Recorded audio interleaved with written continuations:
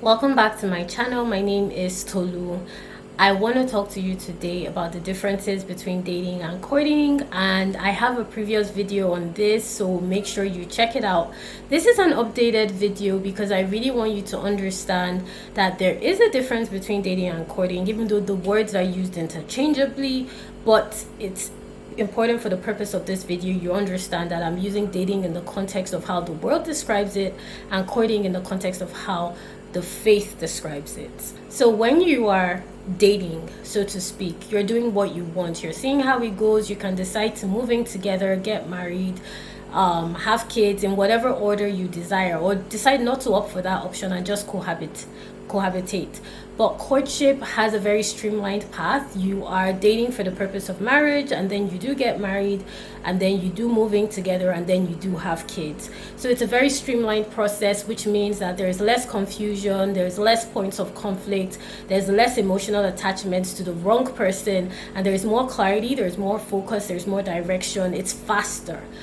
In that sense, it's not necessarily the easiest journey, I'm keeping it real, but it is faster in being able to decide and determine and conclude whether or not you both are compatible and suitable for one another in the long run.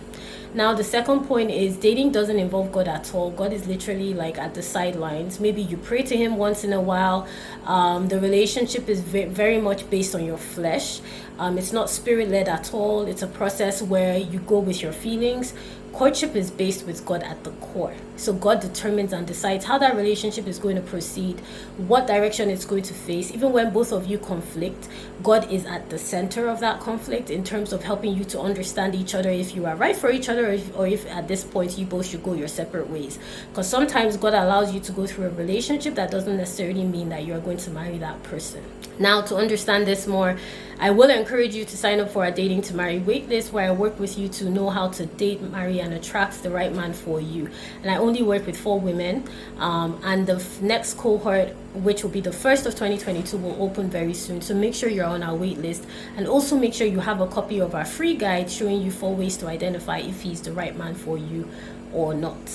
The next point I want to make is dating has no standards and boundaries. Now, what I mean by standards and boundaries, and if you're a dating to marry client, you will get this. Even if you are a wife in waiting sister, you will understand what I mean by this. Standards are basically the point at which you decide, if he doesn't meet to this level, we can't enter into any form of a dating process. So for you, that could be if he's not a Christian, if he doesn't subscribe to my financial beliefs, so on and so forth. That's a standard. A boundary now determines the flexibility of how that relationship will progress.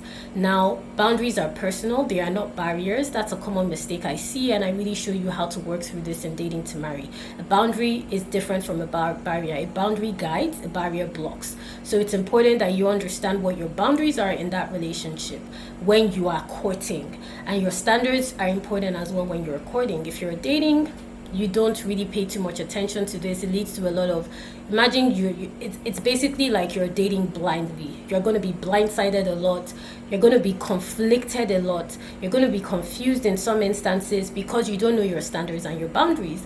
And your standards and your boundaries are applying any type of dating you want to.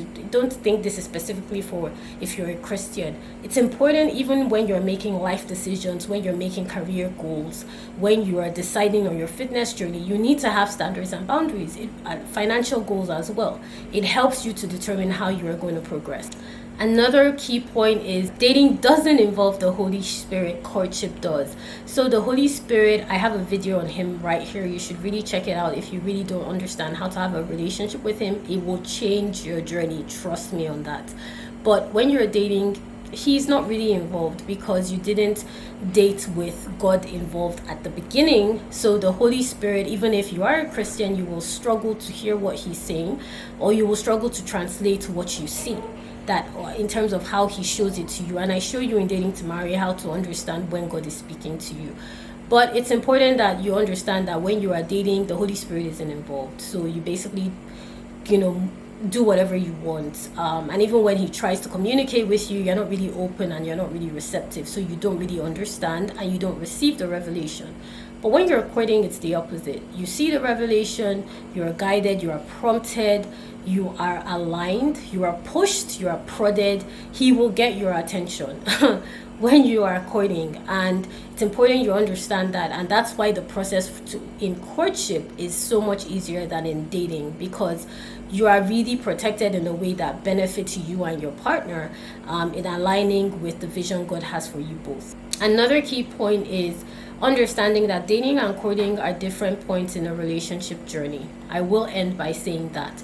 So at some point, even when you are dating as a Christian, which is courtship, you are going to go on dates. So that's the dating process. And then courtship is when you're in an exclusive relationship headed towards the goal of marriage.